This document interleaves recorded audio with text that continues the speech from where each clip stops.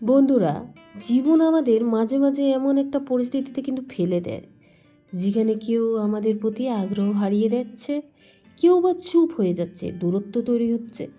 বন্ধুরা, প্রথমে আমার এটা মনে হয়েছিল যে আমি কি বা আমার দ্বারা কি ভুল হয়েছিল তাকে ভালোবাসা। সে হঠাৎ চুপ হয়ে গেল, সে হঠাৎ দূরত্ব বজায় দিল, আমারই কি ভুল ছিল তাকে ভালোবাসা? না, কিন্তু আসল বিষয় হলো, তোমার মানসিক শক্তি এবং আত্মমর্যাদা কখনো কমবে না এসবের জন্য। চুপ থাকা, কেউ চুপ আছে তোমাকে, তোমার সাথে কথা না বলে। চুপ থাকা প্রত্যাখ্যান জীবনের অংশ, মনে রাখতে হবে। আজ এই মোটিভেশন স্পিচে বন্ধু আমরা শিখব কিভাবে এইসব পরিস্থিতির আমরা মোকাবিলা করব, মানসিক শান্তি কিভাবে নিজেকে বজায় রাখবো এবং কিভাবে নিজের জীবনে এগিয়ে যেতে পারবো। আমি একটি ছোট্ট গল্প উদাহরণ দিচ্ছি। একজন তরুণ প্রেমে ব্যর্থ ছিল। সে ব্যর্থিত, হতাশ, কিন্তু ধীরে ধীরে সে বুঝতে পারে অন্যের চুপ থাকা তার নিজের জীবনের মূল্য কমায় না। সে নিজের কী করলো, দক্ষতাকে বাড়ালো এবং নিজের স্বপ্ন পূরণের জন্য মনোযোগ দেয়। ফলে সে আরও শক্তিশালী হয়ে উঠল। নিজের মূল্য দাও, তোমার মূল্য অন্যের চুপ থাকার দ্বারা কমবে না, এটা সবসময় মনে রাখবে। নিজেকে প্রমাণ করার জন্য কারো উপর নির্ভর করবে না, নিজের শক্তিকে নিজের মধ্যে রাখো। তুমি কাউকে ফোন করছো, সে তোমার ফোনের মেসেজের উত্তর দিচ্ছে না, চুপ আছে। তুমি ভাবছো যে না, এখন আমার কী হবে। তো বন্ধুরা, কারো চুপ থাকা তো মানে নিজের শক্তিকে কমানো না। ধরো, আমি আরেকটি উদাহরণ দিচ্ছি। কেউ বারবার তোমার মেসেজের উত্তর দেয় না, এটা হতাশাজনক তোমার জন্য, এটা সবার জন্য। কিন্তু তোমার কাজ তো হবে নিজেকে সুন্দরভাবে পরিচালনা করা। তুমি কি নিজেকে, নিজের জন্য প্রতিদিন সময় বের করছো? আগে নিজেকে প্রশ্ন করো। না হলে আজই শুরু করো না, যে কাজগুলো তোমাকে আনন্দ দেয় সেগুলো করো। বেকার তাকে ফোন করছো, তাকে ফোন করে হবেটা কি? সে তো তোমার ফোন রিসিভ করছে না, চুপ আছে। তো এর থেকে ভালো তুমি নিজেকে নতুন স্কিল শিখে দক্ষতা অর্জন করো। অপেক্ষা করো, কিন্তু সীমিতভাবে। কখনো কখনো মানুষ দূরে থাকে কারণ তারা নিজের সমস্যা মোকাবিলা করছে। বন্ধু, অপেক্ষা কিন্তু শক্তি বৃদ্ধি করে, কিন্তু তোমার মধ্যে তো অসীম অপেক্ষা ক্ষতিও করতে পারে। তাই নির্ধারিত সময় দাও। তুমি যদি নিজেকে সময় না দাও, তাহলে তুমি কিন্তু নিজের ক্ষতি করে ফেলছো। প্রায় 1 সপ্তাহ কেউ মেসেজের উত্তর দেয় না, তুমি বারবার ভাবছো যে হ্যাঁ, কেন মেসেজের উত্তর দিচ্ছে না। তুমি ভদ্রভাবে জানতেই পারো, কিন্তু একবার আমি তোমার কথা জানতে আগ্রহী, যদি তুমি সময় পাও তারপর অপেক্ষা করো। কিন্তু জীবন তো অন্য কাজেও চালিয়ে যাও, কি তার মেসেজ নিয়ে পড়ে থাকবে? তুমি কি জানো কতটা সময় নিজের উন্নতির জন্য তুমি ব্যবহার করতে পারো? এটি গুণও সঠিকভাবে ব্যবহার করো আর নিজের জীবনকে সাজাও।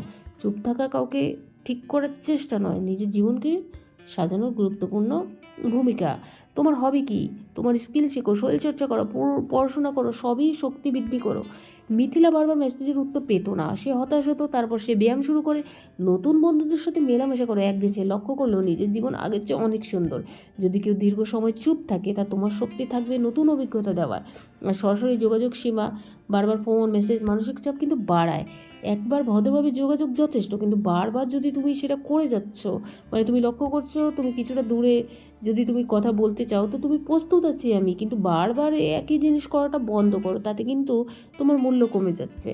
নিয়মিত বার্তা পাঠানোও বন্ধ করো। নিজের কাজ, পরিবার, বন্ধুদের দিকে মনোযোগ দাও। তুমি কি কখনো নিজের সীমা ছাড়িয়ে কারো প্রতি চেষ্টা করছো? এবার নিজেকে প্রশ্ন করো তো, এটা কি তোমার শান্তির জন্য প্রয়োজন? আর মানসিক স্থিতিশীলতা, মানে চুপ থাকা মানসিক শান্তিকে হরণ করতে পারে।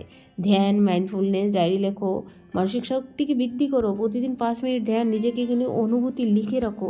আর তুমি কি নিজের নেগেটিভ চিন্তাকে চ্যালেঞ্জ করছো? যেমন সে চুপ কিন্তু আমি শক্তিশালী। আর বন্ধু, কেউ যদি ফিরে না আসে, সেটা জীবনে একটি শিক্ষা। প্রত্যাখ্যান মানে ব্যক্তিগত মূল্য কমে না, জীবনে নতুন নতুন সুযোগ খুঁজে।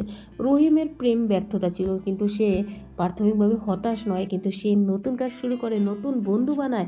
কয়েক মাস পর সে লক্ষ্য করে নিজেকে আরও ভালোভাবে বুঝতে পেরেছে। চুপ থাকা দীর্ঘ হলেও সম্পর্ক পুনর্মূল্যায়ন জরুরি।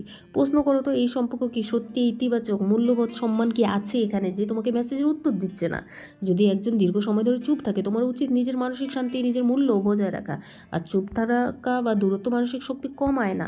তোমার লক্ষ্য হওয়া উচিত নিজেকে উন্নত করা, নিজের সুখ মান বজায় রাখা। চুপ থাকা প্রত্যাখ্যান জীবনের অংশ, কিন্তু আত্মসম্মান বা শক্তি, নিজের মূল্য কখনো কমে না। এগিয়ে চলা হলো প্রকৃত। যে মানুষ তোমার দিকে মনোযোগী দেয় না, তার জন্য দুঃখিত হও না। তুমি মূল্যবান, শক্তিশালী, সক্ষম। জীবনকে এগিয়ে নিয়ে যাও। নিজের লক্ষ্য পূরণ করো তো, নিজেকে আনন্দ খুঁজে বের করো তো। যে ফিরে আসে না তাকে ছেড়ে দাও, কারণ নতুন সুযোগ সুখ তোমার অপেক্ষায় রয়েছে। আর তুমি তো নিজেই নিজের জীবনের নায়ক, তোমার সত্যি অনন্ত। আর যদি কেউ চুপ থেকে ফিরে না আসে, সেটা জীবনের শেষ নয়, বরং একটি নতুন সূচনা। এটি তোমার শেখায়, নিজের মূল্য বোঝায়, নিজের সময় শক্তিকে সঠিকভাবে ব্যবহার করো। যারা তোমাকে গুরুত্ব দেয় না, তাদের জন্য সময় নষ্ট করার দরকার নেই বন্ধু। পরবর্তীতে তুমি নিজের লক্ষ্য, স্বপ্ন, উন্নতির মনোযোগ দাও। জীবন তোমার হাতে, তাই নিজের শক্তিকে বিশ্বাস করো, এগিয়ে চলো, সুখ, সাফল্য, আত্মসম্মান অর্জন করো। বন্ধুরা, শেষ মূল বার্তা, যে চায় তাকে যেতে দাও, যে যাচ্ছে তাকে বিদায় দাও। নিজের জীবনকে উচ্চতায় নিয়ে যাও, কারণ তুমি তার চেয়েও অনেক বড়। তো বন্ধুরা, আমার ভিডিওটি যদি তোমাদের ভালো লাগে, একটি লাইক অবশ্যই করবে। আর জীবন আমাদের মাঝে বিভিন্ন পরিস্থিতিতে ফেলে দেয়। অনেকে আগ্রহ কমায়, কেউ চুপ থেকে যায়, কেউ ভালোবেসে তারপর দূরত্ব বজায় রাখে, কেউ বা তুমি মেসেজ করছো চুপ হয়ে আছে। এতে নিজেকে বিরক্ত করবে না, নিজের দক্ষতাকে, স্কিলকে তুমি ডেভেলপমেন্ট করো। যে চলে যায় তাকে বিদায় দিয়ে দেওয়া, যে আসার সে এমনিতেই আসবে। নিজেকে উন্নতি করো, আর সময় খুব গুণে হিসাব করে চলো, কারণ বন্ধু, সময় একবার চলে গেলে সেটা আর ফিরে আসবে না। ধন্যবাদ। ভিডিওটি ভালো লাগলে অবশ্যই একটি লাইক করে দেবে, আর পাশে থাকা নোটিফিকেশন বেলটিকে অবশ্যই অন করবে।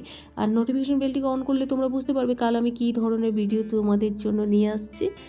ধন্যবাদ। Thanks for watching.